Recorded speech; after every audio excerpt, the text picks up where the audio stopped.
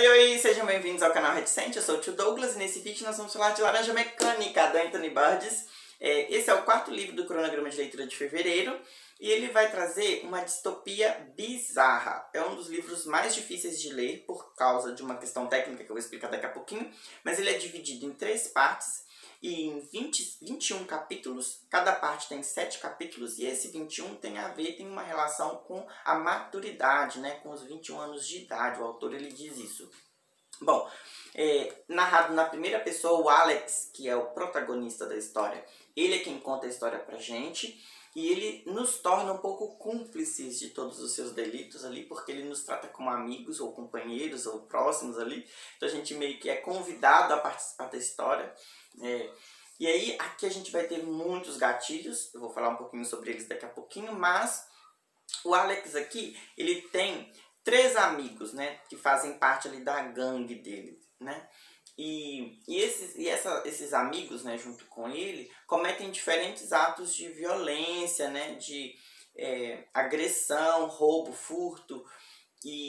Eles saem à noite e o que eles encontrarem, eles vão reagir de forma violenta àquilo que eles encontraram. Nossa, a primeira parte basicamente vai apresentar o Alex, essa gangue dele, o que ele fez com as pessoas, a família do Alex, onde ele mora. Então aqui é uma Londres totalmente decadente, assim, destruída mesmo. E as pessoas, moralmente falando, também destruídas. A família dele é totalmente manipulada por ele. Ele é muito inteligente, ele é apaixonado por música clássica. Então aqui a gente vai encontrar vinil, a gente vai encontrar essa relação com música clássica. Ele é muito inteligente, muito visionário. Então ele consegue dominar a sua gangue. Então ele é o líder, ele tem essa manipulação, ele consegue fazer isso.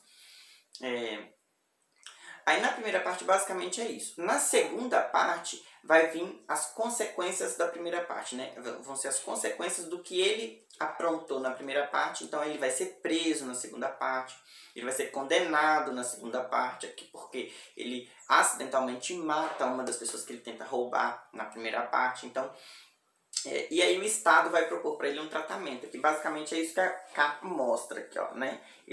Esse tratamento ele vai ser obrigado a ver vídeos muito fortes, e esses vídeos têm trilha sonora, né? E a trilha sonora dos vídeos são as músicas que ele ama. Então é muito chocante, é muito bizarro a relação que ele estabelece com os vídeos, porque são atos de violência. Então no vídeo o que vai ter? Imagens de holocausto, coisas bem fortes, bem pesadas, que a gente conhece da história. E ele não consegue ver, né? Ele se aproxima tanto das coisas que ele faz, né, das bizarrices que ele cria, que ele não consegue ver.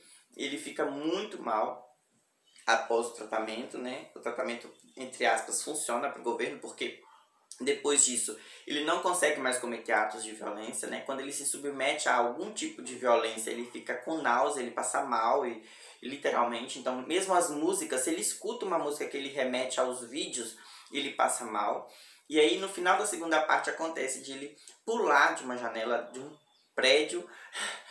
Ele é manipulado por algumas pessoas que querem fazer um tipo de manifestação anti o governo e tal. Então essas pessoas propositalmente colocam essa música lá e ele não consegue ouvir as músicas, porque ele passa tanto mal que ele pula. Mas ele não morre, tá, gente? Ele continua vivo. E aqui nessa segunda parte, realmente a gente já é amigo dele. A gente já, nossa, coitado, a gente já quer meio que ajudá-lo de alguma forma. A gente vibra quando ele consegue alguma coisa e tal. Mas é absurdo, inclusive, a gente pensar isso, porque o autor é tão genial que ele consegue nos trazer para esse contexto de uma forma a ser cúmplice dele, né? Dos atos que o Alex comete, enfim. Mas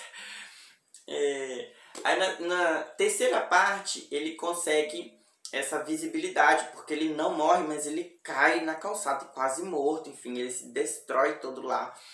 E aí vai ser descoberto por que ele fez isso e o que tinha sido, qual foi, né, esse tratamento que o governo, enfim. E ele passa por um novo procedimento, uma cirurgia no cérebro, e eles conseguem reverter o quadro dele. Aí ele volta a ficar malzinho de novo na história. Na terceira parte é basicamente isso, assim, que eles vão contar esse recomeço do Alex, né? Ele solto, ele forma uma nova gangue e tudo. E aí ele... Bom, eu não posso falar um pouco mais sobre a terceira parte, porque senão eu vou entregar o livro, mas o último capítulo, que foi retirado do filme, porque existe um filme Laranja Mecânica, né, homônimo, e esse filme não conta o finalzinho do livro. Então, se você viu o filme, não vale, gente, tem que ler o livro, porque o final é muito legal. Pelo menos pra mim foi muito interessante, porque ele vai trazer uma solução para a situação, né? Porque a gente entra nesse contexto distópico aqui do Laranja Mecânica e a gente fica assim, meu Deus! E eu me identifico, eu consegui identificar muitas coisas na sociedade hoje e que é falado aqui. Então, assim, nossa, a gente tá caminhando pro fim, né? Então, ferrou tudo. Mas não, né? Aí aqui fala dessa questão da maturidade. Então, como que é pro Alex chegar aí nos 21 anos e tal? Porque até então ele era muito jovem, muito imaturo, muito inconsequente. Bom, o livro é incrível. Falando um pouquinho sobre a leitura, ela não é tão fluente. Por quê? Porque o autor ele optou por criar alguns termos. Então ele criou um dialeto entre esses adolescentes. E como é o Alex, que é o narrador, então ele vai contar pra gente usando esses termos. E a gente não conhece, é uma mistura de inglês com russo. Então, assim, são muitas palavras que ele utiliza que a gente não conhece. Então a gente fica lendo e tentando encontrar no contexto o que significa, ou então a gente volta lá atrás, no final vem um glossário. Aí nesse glossário a gente vai ver o que significa o termo utilizado pelo Alex. E isso trava a leitura, assim, a gente consegue demorar mais para ler o livro. Enfim, era um livro, daria pra gente ler assim bem rapidinho, porque a leitura rouba a gente e tudo. Mas não dá porque tem essa questão técnica aqui que a gente não consegue muito bem identificar o que significa o que ele fala aqui. Mas é muito bacana.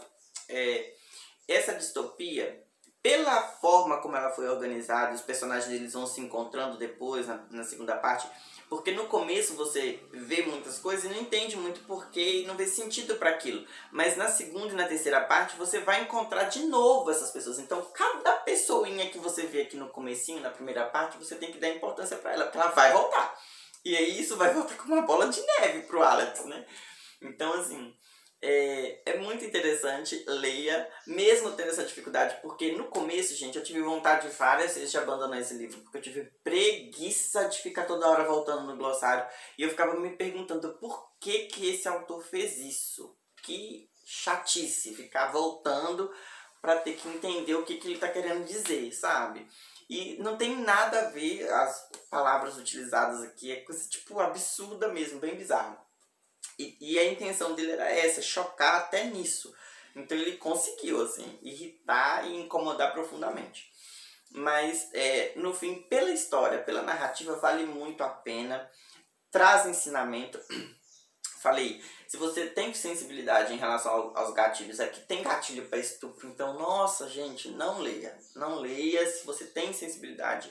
Eu tenho sensibilidade para algumas coisas, li e fiquei mal na época, né? Porque foi o quarto livro, mas como eu consegui antecipar o cronograma, então eu li ele muito antes, né? Tô fazendo o vídeo agora porque a agenda ficou difícil pro canal, né? Então eu gravei muitos vídeos. Mas teve muito gatilho para violência, para estupro, para roubo, para relação conflituosa entre família, pai e mãe. Os pais, na segunda parte aqui, meio que abandonam ele, não entendem por que ele está solto. De alguma forma já haviam abandonado. E por que abandonarem, né? E por que ele conseguiu tudo isso para si, né? Porque, na verdade, foi uma construção, né? Ele construiu essa situação toda. Então é isso. Eu ia ler um pedacinho aqui da orelha, mas eu acho que eu falei bem sobre todas essas questões que estão falando aqui na orelha, então não vai ter necessidade. Esse livro é da Biblioteca Azul também. Não, Aleph. Aleph, editora. É muito bonitinha a publicação, as orelhas. É toda assim, bem parecida com essa capa. É toda desenhada, parece, sabe? É isso, gente. Laranja Mecânica, do Anthony Burgess. Até o próximo vídeo. Ai, é até difícil finalizar esse livro, porque... Nossa, até mais. Tchau, tchau.